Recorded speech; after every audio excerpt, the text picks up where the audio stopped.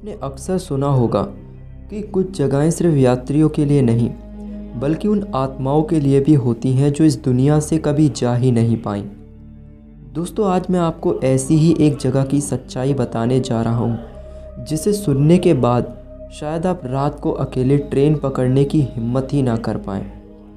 दोस्तों, यह घटना है 2018 की, जब मैं अनुज मध्य प्रदेश के एक छोटे से कस्बे के रेलवे स्टेशन पर रात की ट्रेन पकड़ने पहुंचा। स्टेशन का नाम था कालीपुर जंक्शन, एक ऐसा स्टेशन जो स्थानीय लोगों के लिए डर और अंधविश्वास का केंद्र बन चुका था। लोग कहते थे कि रात के करीब 12 बजे यहाँ कुछ ऐसा होता है जो किसी को चैन से जीने नहीं देता। स्टेशन पर पहुंचा तो वहाँ अजीब सा सन्नाटा पसरा हुआ था। चारों तरफ अंधेरा, पुरानी धुंधली लाइट्स और एक अजीब सी ठंडक। प्लेटफॉर्म पर सिर्फ मैं और एक बूढ़ा चौकीदार था। उसने मुझे देखते ही चेतावनी दी, बेटा, रात के बाद यहाँ मत रुकना, यहाँ सब कुछ सही नहीं है। लेकिन मैंने इसे सिर्फ एक बुजुर्ग का अंधविश्वास समझकर नज़रअंदाज कर दिया। दोस्तों, रात के करीब 11:30 बज चुके थे और मेरी ट्रेन अभी तक नहीं आई थी। तभी मैंने प्लेटफॉर्म की दूसरी तरफ से किसी के कदमों की आवाज़ सुनी। पहले लगा कि कोई यात्री होगा, लेकिन जब गौर किया तो वहाँ पे कोई नहीं था। जैसे जैसे समय बीत रहा था, मेरे चारों ओर अजीब अजीब सी आवाज़ें आने लगीं। कभी ट्रेन की सीटी की, कभी बच्चों के हंसने की आवाज़ें और कभी किसी के करहाने की चीख कानों में आने लगी। मैंने अपने सीट पर बैठने की कोशिश की, लेकिन तभी मेरी नज़र एक परछाई पर पड़ी। वो परछाई प्लेटफॉर्म के कोने से उठकर मेरी तरफ बढ़ रही थी। परछाई का कोई सिर पैर नहीं था और उसका आकार हर पल बदल रहा था। मैं बुरी तरह कांपने लगा। तभी चौकीदार वापस आया और मेरे पास बैठ गया। उसने बताया कि स्टेशन पर पिछले 20 साल पहले एक बहुत भयानक हादसा हुआ था। एक मालगाड़ी ने 15 मजदूरों को कुचल दिया था। उनकी लाशें कभी पूरी तरह से नहीं मिली। लोग कहते हैं कि उनकी आत्माएं आज भी इस स्टेशन पर भटकती है। दोस्तों, रात के ठीक 12 बजे एक ट्रेन स्टेशन पर आई, लेकिन उसमें कुछ अजीब था। उसकी खिड़कियों में कोई यात्रा नहीं दिख रही थी। चौकीदार चिल्लाया, ये ट्रेन मत पकड़ना साहब, यह मौत की सवारी आ रही है। मैंने इसकी बातों को नज़रअंदाज किया और ट्रेन की ओर बढ़ा, क्योंकि उस समय मेरी ही ट्रेन का टाइम होने चला था। जैसे ही मैंने ट्रेन के पास कदम रखा, उसकी दरवाजे अपने आप ही खुल गए। अंदर से एक ठंडी हवा का ऐसा झोंका आया मानो किसी ने मुझे खींच ही लिया हो अंदर। मैं जैसे तैसे बाहर कूद गया, लेकिन तभी मेरे पीछे से एक भयानक चीख सुनाई दी। मैंने मुड़कर देखा तो ट्रेन की खिड़कियों में खून से सने चेहरे नज़र आ रहे थे। मैं भागते भागते चौकीदार के पास पहुंचा, लेकिन वो गायब हो चुका था। मुझे समझ नहीं आ रहा था कि ये सब असली था या कोई मेरी कल्पना। तभी एक हाथ मेरे कंधे पर पड़ा। जब मैंने पीछे मुड़कर देखा तो वो एक अधजला इंसान था, जिसके मुंह से सिर्फ एक ही शब्द निकल रहा था, यहाँ से भाग जाओ वरना ज़िंदा नहीं बच पाओगे। उसके बाद प्लेटफॉर्म पर अचानक हिलने लगा। ऐसा लगा कि पूरा स्टेशन ज़मीन के अंदर धंसने वाला है। चारों तरफ से अजीब सी चीखें और कदमों की भारी आवाज़ काने में गूंजने लगी। तो अनुज ने बताया कि स्टेशन से बाहर निकलते समय उसने देखा कि स्टेशन के बोर्ड पर अब कालीपुर जंक्शन लिखा हुआ था। दोस्तों, उस रात के बाद मैं कालीपुर स्टेशन कभी नहीं गया और आज भी वो घटना मेरी आंखों में है। जब मैं स्टेशन के बाहर निकला था तो मुझे वहाँ पर मृत स्टेशन नज़र आया था। दोस्तों, अगर आप कभी कालीपुर स्टेशन के पास जाएं तो याद रखें, वहाँ अकेले बिल्कुल ना जाएं और रात कर तो भूल कर भी ना जाएं, वरना हो सकता है अगला शिकार आप ही हों। दोस्तों, ये कहानी आपको कैसी लगी आप लोग कमेंट सेक्शन में बताइएगा।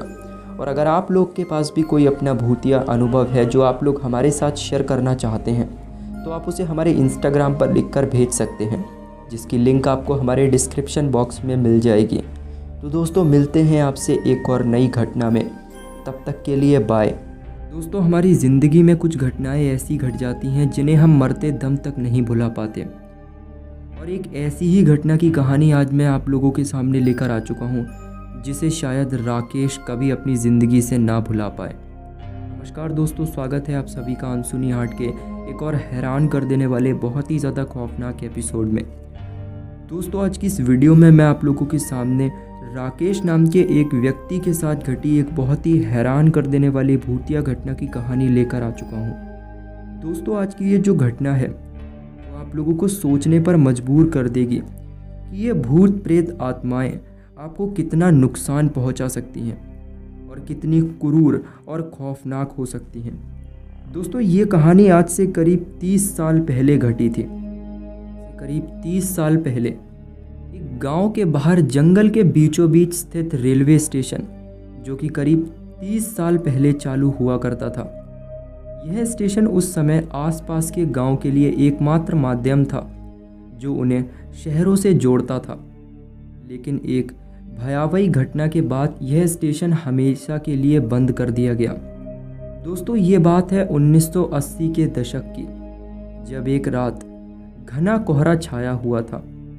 एक यात्रियों से भरी ट्रेन गुजरते समय पटरी से उतर गई, जिस हादसे में करीब 200 लोगों से भी अधिक लोगों की जानें चली गईं। वो हादसा इतना ज़्यादा क्रूर और भयानक था कि जिसने भी उस रेलवे हादसे को देखा वो अपनी ज़िंदगी से उन घटनाओं को कभी भी नहीं भुला पाया। दोस्तों, इस हादसे के बाद आइंदा लोगों ने ये दावा किया कि इस स्टेशन से लोगों की चीखने चिल्लाने की आवाज़ें आती हैं, और कुछ लोगों ने तो ट्रेन के साथ साथ किसी औरत या फिर आदमियों का भागने का दावा किया। और ऐसा कहा जाता था कि उस घटना के बाद उस स्टेशन को हमेशा के लिए बंद कर दिया गया और उस स्टेशन का नाम भूतिया रेलवे स्टेशन रख दिया गया। दोस्तों, हादसों के बाद गांव वालों ने स्टेशन के आसपास अजीब घटनाओं का अनुभव करना शुरू कर दिया। रात में ट्रेन की सीटी सुनाई देती, जबकि कोई ट्रेन वहां नहीं आया करती थी। कई लोगों ने स्टेशन पर सफ़ेद धुंध जैसी आकृतियां देखी। कुछ लोगों ने बताया कि वे स्टेशन के पास से गुजरते समय किसी के रोने और चीखने चिल्लाने की आवाज़ों से परेशान हैं। जब भी वो लोग उस रेलवे स्टेशन के पास से गुजरा करते थे, उन्हें किसी की चीखने चिल्लाने की आवाज़ें आया करती थीं। तो राकेश, जो कि एक पत्रकार था, जो इस स्टेशन की सच्चाई जानने के लिए गांव आया था, वह गांव वालों से पूछताछ करता है और उन्हें यह बताने की कोशिश करता है कि यह सब उनकी कल्पना मात्र है। लेकिन गांव के बड़े बुजुर्ग उसे इस जगह की वास्तविकता से अवगत कराते हैं। राकेश ने निर्णय लिया वह स्टेशन पर रात बिताएगा और वहां की घटनाओं को रिकॉर्ड करेगा। वह अपने कैमरे और रिकॉर्डर के साथ स्टेशन पहुंचा। दोस्तों, रात के करीब 12 बजे स्टेशन पर एकमात्र सन्नाटा गहराने लगा। राकेश ने महसूस किया कि हवा अचानक ठंडी होने लगी थी। उसे लगा कि कोई उसकी ओर देख रहा है, लेकिन चारों तरफ केवल घना अंधेरा पसरा हुआ था। दूर दूर तक उसे कोई भी इंसान नज़र नहीं आ रहा था। जैसा कि उसने गांव वालों से सुना था कि रात होते ही गांव का कोई भी इंसान उस रेलवे स्टेशन के आसपास भी नहीं गुजरता है। तो राकेश ने अपने कैमरे में अजीब आवाज़ें रिकॉर्ड की। ट्रेन की सीटी और गाड़ियों के चलने की आवाज़ें आने लगीं, जबकि स्टेशन पर कोई ट्रेन नहीं थी। उसने यह सब अपने माइक्रोफोन से सुना और रिकॉर्ड कर लिया। कुछ देर बाद उस स्टेशन के प्लेटफॉर्म पर किसी के चलने की आवाज़ सुनाई दी। उसने देखा, लेकिन वहाँ कोई नहीं था। वह इन आवाज़ों की ओर बढ़ा, तभी उसने महसूस किया कि कोई उसके पास से गुजरा है। दोस्तों, राकेश ने कैमरे में देखा कि वहाँ एक परछाई थी, लेकिन जैसे ही उसने कैमरा हटाया वहाँ कुछ भी नहीं था। उसकी धड़कनें तेज हो गईं, लेकिन उसने खुद को संभाला। रात के 3 बजे राकेश ने महसूस किया कि कुछ बेहद गलत हो रहा है। उसे लगा कि कोई उसे वहाँ से जाने के लिए कह रहा हो। उसने रिकॉर्डिंग बंद की और स्टेशन से बाहर जाने की कोशिश करने लगा। दोस्तों, जैसे ही वह प्लेटफॉर्म से बाहर निकलने लगा, उसने अपने पीछे भारी कदमों की आवाज़ सुनी। उसने पीछे मुड़कर देखा, लेकिन वहाँ कोई नहीं था।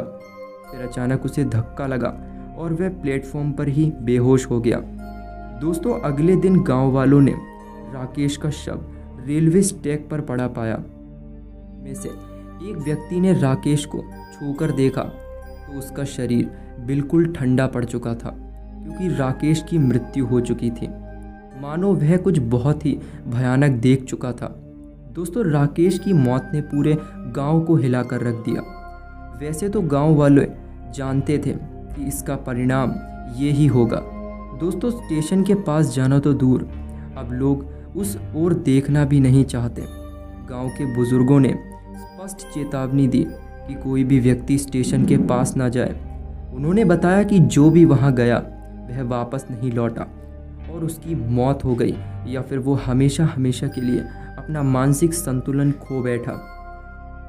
तो ये कहानी आप लोगों को कैसी लगी, आप लोग कमेंट सेक्शन में ज़रूर बताइएगा। और अगर आप लोगों के पास भी कोई भूतिया कहानी है जिसे आप हमारे पास पहुंचाना चाहते हैं, तो उसे आप हमारे इंस्टाग्राम पर लिखकर भेज सकते हैं, जिसकी लिंक आपको हमारे डिस्क्रिप्शन बॉक्स में मिल जाएगी। तो दोस्तों, मिलते हैं आपसे एक और नई भूतिया कहानी में, तब तक के लिए बाय। दोस्तों, ये कहानी आज से करीब 6 साल पहले की है, जो कि रमेश नाम के एक ट्रक ड्राइवर के साथ घटी थी। दोस्तों, उन दिनों रमेश एक अनुभवी ट्रक ड्राइवर था, जो अक्सर दूर दराज के गांव में माल पहुंचाया करता था। एक रात उसे एक छोटे से गांव की तरफ जाने का ऑर्डर मिला। दोस्तों, ये गांव जंगल के बीचों बीच था। यहाँ का रास्ता लोगों के लिए डर का सबब था। रमेश ने अपने ट्रक का इंजन स्टार्ट किया और रात के अंधेरे में निकल पड़ा। जंगल के रास्ते से गुजरते वक्त उसने महसूस किया कि यहाँ का माहौल अजीब है। हवा ठंडी और भारी थी और पेड़ों की सरसराहट भी भयानक दिखाई पड़ रही थी। थोड़ी दूर जाने के बाद उसने देखा कि सड़क के किनारे एक पुराना और टूटा हुआ माइलस्टोन था।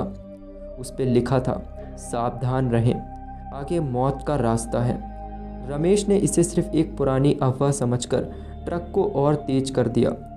जंगल और भी घना होता गया और रास्ता सुनसान।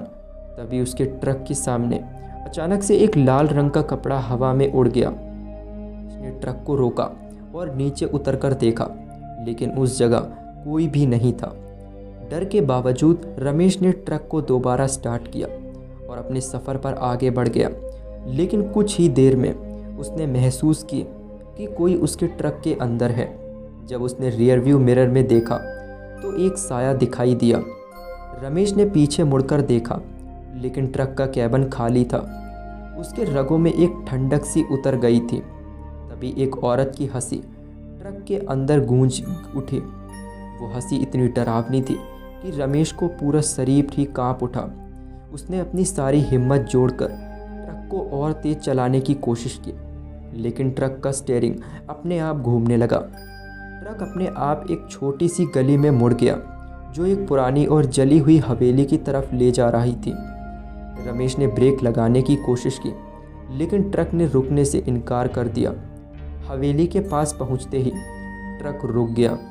उसके सामने हवेली का दरवाज़ा अपने आप खुल गया और अंदर से एक अंधेरा सा धुआं निकलने लगा। रमेश ने बताया कि ट्रक के अंदर ही वो बैठा रहा था, लेकिन तभी उसके कान के पास एक आवाज़ आई, अंदर आ जाओ, ये तुम्हारा घर है। उसने अपने आसपास देखा, लेकिन ट्रक में कोई नहीं था। डर से उसका पसीना छूट गया। तभी एक पुराना आदमी ट्रक के पास आया। उसका चेहरा जल चुका था और आंखें बिल्कुल सफ़ेद थीं। उसने रमेश से कहा, इस हवेली में जो भी आता है वो फिर कभी लौटकर वापस नहीं जाता। तो रमेश ने ट्रक को रिवर्स करने की बहुत कोशिश की, लेकिन ट्रक का इंजन स्टार्ट ही नहीं हुआ।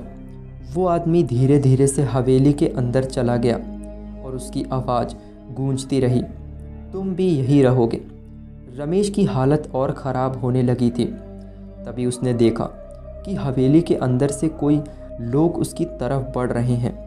सबके चेहरे जल चुके थे और उनके कपड़े खाक हो चुके थे। उन लोगों ने ट्रक के चारों तरफ घेरा बना लिया और एक साथ चीखने लगे। रमेश ने ट्रक का दरवाज़ा खोलकर भागने की बहुत कोशिश की, लेकिन उसके पांव ज़मीन पर ही अड़ गए थे। अंधेरे में से एक औरत ट्रक के सामने आई। उसने एक बच्चा अपने हाथों में उठाया हुआ था। उसका चेहरा दर्द और आंखें खौफ से भरी हुई थीं।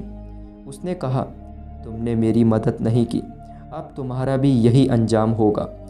रमेश को याद आया कि कुछ साल पहले उसने एक ट्रक ड्राइवर से सुना था कि इस रास्ते पर एक माँ और उसका बच्चा एक हादसे का शिकार हो गए थे।